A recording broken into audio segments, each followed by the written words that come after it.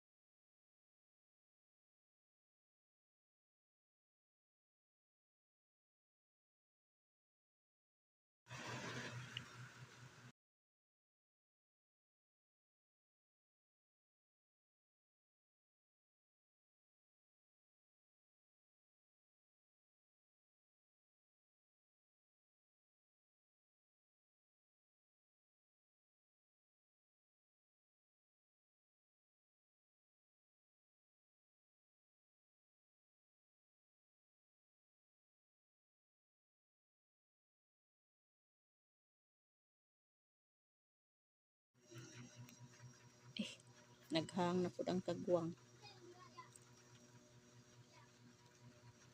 Pisko lang anay.